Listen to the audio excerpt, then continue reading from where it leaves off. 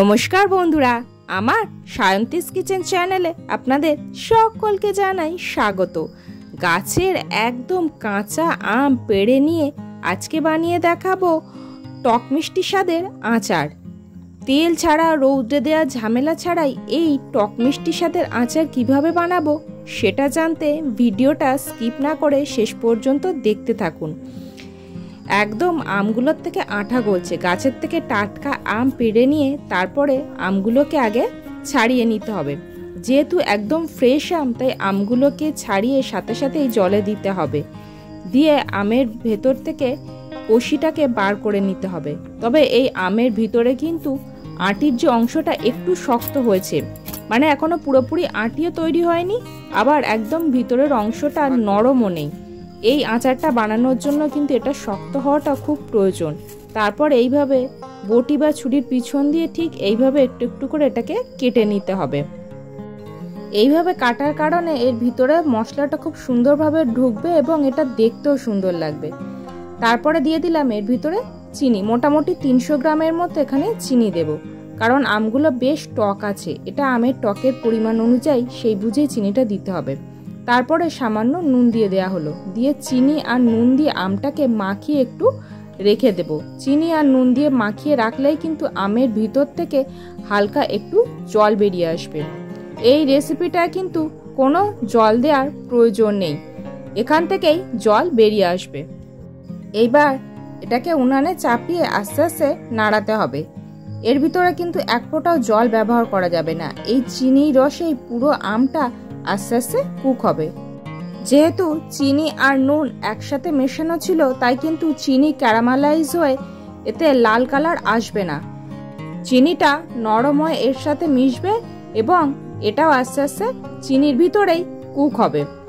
জল দিয়ে আমটাকে সিদ্ধ করার কিন্তু কোনো প্রয়োজন নেই। বারবার বলছি, জল দিলে কিন্তু এই আচার খুব তাড়াতাড়ি নষ্ট হয়ে যাবে। যদি জল ছাড়া এভাবে বানানো হয় তাহলেই কিন্তু এটা বছর জুড়ে সংরক্ষণ করা যাবে। এবারে চিনির রসটা সম্পূর্ণরূপে গলে গেছে। এর ভিতরে দিয়ে দিলাম 1 চিমটে হলুদ। হলুদ দেওয়ার কারণে কিন্তু এতে খুব সুন্দর একটা কালার আসবে। এবার এটাকে ভালো করে মিশিয়ে নেব এবং এই তলার পিঠটা নিচে দিয়ে দিচ্ছি যাতে এটা খুব তাড়াতাড়ি কুক হয়, কারণ চিনিটা সম্পূর্ণরূপে গলে জল হয়ে গেছে। এটা যতক্ষণে হচ্ছে ততক্ষণে একটা মশলা বানিয়ে নেব। তার জন্য একটা ফ্রাইং প্যানে নিয়ে নিলাম 1 টিস্পুন ধনে, 1 টিস্পুন 5 ফোড়ন, 1/2 টিস্পুন মৌরি আর 1/2 টিস্পুন জিরে। এবারে এই মশলাগুলো শুকনো খোলায় একটু লাল লাল করে ভেজে নেব। আপনারা যদি চান এর মধ্যে কয়েকটা গোলমরিচও অ্যাড করে দিতে পারেন, তার ফলে আচারটা একটু ঝালঝাল হবে। তবে আমি এখানে গোলমরিচ দিইনি। এই মশলাগুলোই কিন্তু এই আচারের স্বাদটাকে দ্বিগুণ বাড়িয়ে দেবে। এবার এটা ভেজে নেওয়া হয়ে গেছে। এটাকে ঠান্ডা করে একদম সুন্দর করে এটাকে একটা গ্রাইন্ড করে নেব। এইবারেই এই আমের মিশ্রণটাও দেখুন আগের চেয়ে অনেকটা নরম হয়ে এসেছে এবং এর থেকে এরকম ফেনা বার হচ্ছে। আর এই আমটাও কিন্তু আগের চেয়ে একটু নরম হয়ে গেছে। এইভাবেই এটাকে আস্তে আস্তে একটু সময় নিয়ে আমটাকে এই চিনির রসের ভিতরে কষিয়ে নরম করে নেব। এই আচারটা কিন্তু একটু সময় নিয়েই বানাতে হবে। এইভাবে যদি আচার বানানো যায় এটা কিন্তু সারা বছর সংরক্ষণ করা যাবে এবং এইভাবে আম কাটার ফলে এটা দেখতেও খুব সুন্দর হবে। এবারে আচারটা দেখুন খুব সুন্দর একটা কালার এসেছে। এই যে চিনির রসটা ছিল সেটাও আস্তে আস্তে অনেকটাই গাঢ় হয়ে গেছে। আমটাও বেশ নরম হয়ে এসেছে। আমটাকে কিন্তু বারবার এইভাবে উল্টিয়ে পাল্টিয়ে নিতে হবে। তবে শেষের দিকে এই আমটা নরম হয়ে এসছে, তাই এবারে কিন্তু খুব সাবধানে এটাকে উল্টাতে হবে, না হলে কিন্তু এটা ভেঙে যেতে পারে। এইবারে এর ভিতরে দিয়ে দিলাম 1/2 টিস্পুনের মতন এই মশলা। এই আচারের জন্য 1/2 টিস্পুন মশলাই যথেষ্ট। তবে এই মশলা করে রাখলে আপনি যে কোনো ধরনের এরকম চিনি বা গুড়ের আচারে এই মশলাটা আপনারা ব্যবহার করতে পারেন, তার ফলে এটা অনেক টেস্টি হবে। এবারে এর ভিতরে দিয়ে দেব চিলি ফ্লেক্স। এখানে শুকনো লঙ্কাটা ভেজে তারপর এভাবেই কাঁচি দিয়ে কেটে নিতে পারেন বা কাঁচি দিয়ে কেটে তারপর এটাকে একটুখানি ভেজে নিতে পারেন।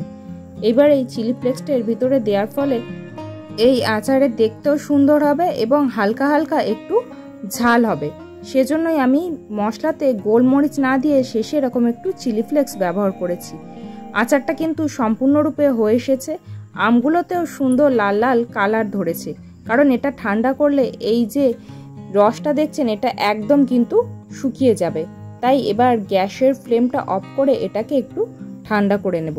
গুড়টা দেখেই বুঝতে পারছেন এটা কড়াইয়ের গায়ে জমে যাচ্ছে এবং কতটা গাঢ় হয়ে গেছে। তাই এবার গ্যাসের ফ্লেম অফ করে এটাকে আমি ঠান্ডা করে তারপর প্লেটে তুলে সার্ভ করে দেখাচ্ছি এটা কেমন দেখতে হয়েছে। গরমের সময় বিকালে কিন্তু এই রকম সুন্দর ডিজাইনে আমের এই আচারটা কিন্তু অসাধারণ লাগবে। এতে কোনো তেল নেই, রৌদে দেওয়ারও কোনো ঝামেলা নেই। একবার বানিয়ে এয়ারটাইট কন্টেনারে রেখে এটাকে বছরভর সংরক্ষণ করুন।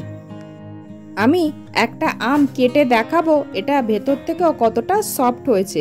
তবে তার আগে আমার এই মিষ্টি আচারটা আপনাদের কেমন লাগলো অবশ্যই কমেন্ট করে জানান। ভালো লাগলে একটা লাইক করুন। পরিবার, বন্ধুবান্ধব, আত্মীয় স্বজনের সাথে এটি শেয়ার করুন। আমার এই ছোট্ট পরিবারের সদস্য হতে চ্যানেলটি সাবস্ক্রাইব করে পাশে থাকুন। এবারে দেখুন এটা ভিতর থেকেও কতটা সফট হয়েছে। ভিডিওটি শেষ পর্যন্ত দেখার জন্য সকলকে অসংখ্য ধন্যবাদ।